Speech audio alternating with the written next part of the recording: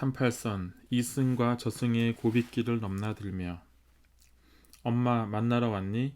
네, 잠깐만 기다려라. 엄마를 불러주마. 여기 사탕이 있는데 하나 먹으련? 1948년 북한 공산당의 종교 탄압이 극에 달했을 때 어머니와 외할머니도 복중교 신도라는 이유로 열흘 넘게 옥에 갇혔습니다. 6살이었던 나는 어머니를 만나러 유치장에 가곤 했는데 예의 바르고 조심스러워 누구나 나를 좋아했습니다. 그 포악한 공산당원들조차 나를 보면 과일이나 사탕을 주었습니다. 다행히 두 분은 옥에서 풀려났지만 공산당은 점점 더 기승을 부렸습니다. 외할머니는 더 이상 이곳에서는 신앙생활은 물론 평범한 삶조차 이어가기 어렵다고 판단해 남한으로 내려가는 것이 어떨까 많은 고심을 했습니다. 그때만 해도 호흡인이 아직 옥중에 있었기 때문에 어머니는 쉽게 결정하지 못하고 망설였습니다. 외할머니는 그런 딸을 설득했습니다. 여기 있다가는 재림준이를 만나기 전에 우리가 먼저 죽는다. 우선 남한으로 내려가서 순정이를 만나면 좋은 길이 나타날 것이다. 기거할 집도 없는데 무작정 가면 어떻게 해요? 그래도 가야 한다. 하나님이 우리를 보호해 주실 테니까. 외할아버지는 평양이 에덴궁이라는 계시를 받고 이를 지키기 위해 남기로 했습니다. 하지만 아내와 딸에게는 남한으로 떠나라고 권했습니다. 어떻게 해서든 재림주님을 만나는 것이 삶의 목적이었기에 어머니는 몇 날 며칠 기도를 한 끝에 남한으로 잠시나마 내려가 있기로 했습니다. 천만다행으로 홍순정 외삼촌이 일본에서 학업을 마치고 돌아와 군에 있다는 소식이 전해졌습니다. 외삼촌은 지식인이면서 멋쟁이였습니다. 또한 심지가 매우 굳었습니다. 외할머니는 외아들인 외삼촌을 보고 싶은 마음이 굴뚝 같았습니다. 또 하나 어떻게 해서든 외손녀인 나를 보호하고자 했습니다. 외손녀가 잔악한 공산당의 손에 해를 당하거나 혹여 일어날지 모르는 불상사를 미리 막고자 했습니다. 항상 나에게 너는 하나님의 참된 딸이라는 말을 했기 때문에 세상의 불행한 일로부터 나를 지켜주고자 했습니다. 한편으로는 북한 땅의 공산당이 오래가지 못할 것이라고 생각했기 때문에 잠깐 남한에 내려가 있다가 공산당이 망하면 고향으로 다시 돌아올 수 있으리라 믿었습니다. 그러나 이 아들을 잠깐 만나러 가겠다고 38선을 넘었던 외할머니를 비롯해 우리 세 사람은 계속 남한에 머물게 되었습니다. 돌이켜 생각해보면 하늘은 외삼촌을 향한 외할머니의 간곡한 마음을 통해 우리가 떠날 수 있도록 역사하셨습니다. 자식을 향한 어머니의 애절한 마음은 결국 우리 인간을 찾아오시는 하나님의 간절한 심정이기도 한 것입니다. 어두워졌으니 이제 길을 나서자. 1948년 가을 어느 날 한밤중에 어머니는 나를 업고 외할머니는 보따리 두어 개를 들고 집을 나섰습니다. 안주에서 38선까지 직선거리로 200km나 되는 먼 길이었습니다. 몇 날 며칠을 걸어서 내려와야만 했습니다. 그 첫걸음부터가 조마조마하게 짝이 없었습니다. 길을 나선 지 대여섯 시간이 지나자 동쪽 하늘이 희미하게 밝아왔습니다. 해가 하늘에 떠 있을 때 조금이라도 더 가기 위해 쉬지 않고 걸었습니다. 밤에는 빈집에서 잠을 자고 새벽 이슬을 맞으며 또 길을 나섰습니다.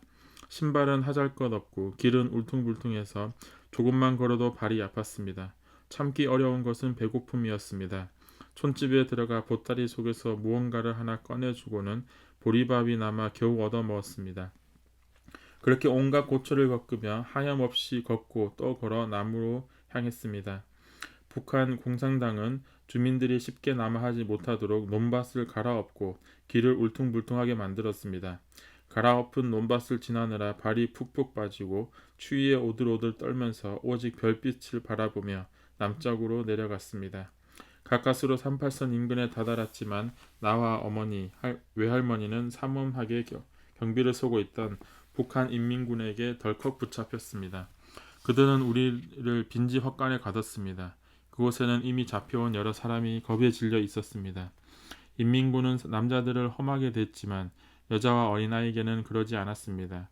하루는 한 어른이 보초를 서던 인민군들에게 먹을 것을 가져다 주라고 나에게 심부름을 시켰습니다. 나는 떨리는 마음을 억누르고 미소를 지으며 먹을거리를 인민군에게 건넸습니다. 그렇게 몇 차례 하니 저들의 마음이 누그러졌습니다. 어느 날 밤 인민군들이 고향으로 돌아가라면서 우리 세 모녀를 풀어주었습니다. 하늘의 보살핌이 생사의 기로에서 삶의 길로 인도한 것입니다. 그날 야밤을 틈타 안내자를 앞세워 38선을 막 넘어섰습니다. 나는 너무 기뻐 어머니에게 말했습니다. 이젠 김일성 찬양 노래를 부르지 않아도 되지요. 남한 노래를 부를 거예요. 그런데 남한에서도 경비가 삼엄했습니다. 그 사실을 까마득히 모르는 나는 즐거운 마음에 노래를 몇 소절 불렀습니다. 그때 우리 앞에 나무 덤불에서 부스럭 소리가 났습니다. 우리는 깜짝 놀라 그 자리에 얼어붙었습니다. 인민군에게 또 붙잡히는 것은 아닌지 두려움이 몰려왔습니다. 그런데 덤불을 헤치고 나타난 것은 남한군인이었습니다. 그를 보는 순간 우리는 동시에 안도의 한숨을 내쉬었습니다. 총을 든 군인들은 인기척을 느끼고 방아쇠를 당겨 총을 쏘려다가 어린아이의 맑은 노랫소리를 듣고 총부리를 거뒀습니다. 그들은 우리를 따뜻하게 맞으며 오히려 위로해 주었습니다. 이렇게 예쁜 따님을 데리고 오느라 고생 많았습니다. 이거 얼마 안 되지만 보태 쓰십시오. 뜻밖의 서울행 여비까지 주는 고마운 군인이었습니다. 그때 내가 만약 노래를 부르지 않았다면 북한 인민군으로 오해받아 그 자리에서 총탄에 맞아 목숨을 잃었을 것입니다. 하늘은 이렇듯 애틋하게 우리를 보호해 주셨습니다. 천신만고 끝에 무사히 남한 땅을 밟았지만 결국 외할아버지와는 제해할 수 없는 결별의 길이 되고 말았습니다. 남한은 우리 모두에게 무척 생소한 곳이었습니다.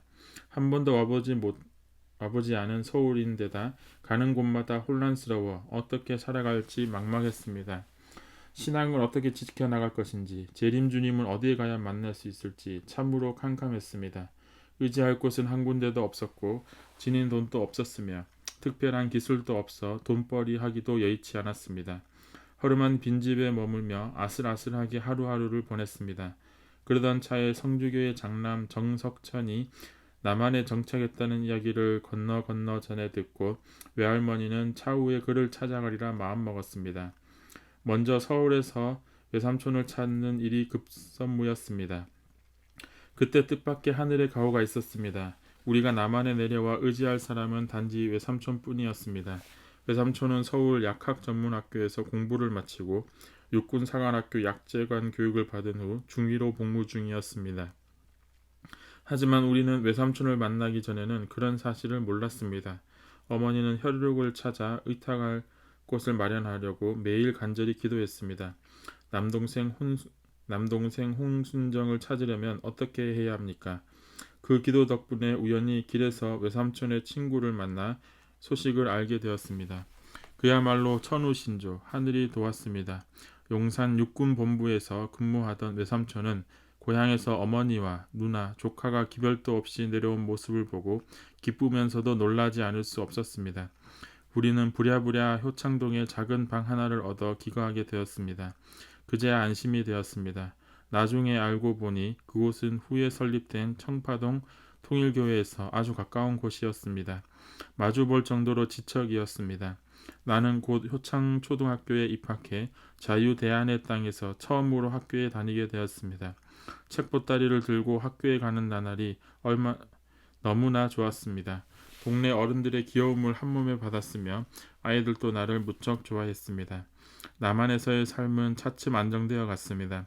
외삼촌이 장교로 군 복무를 하고 있었던 사실이나 아직 만나지는 못했지만 성주교 정석천 가족이 먼저 남아 있었던 것은 하늘이 섭리를 맡길 독생녀를 보호하기 위해 준비한 노정이 아닐 수 없었습니다.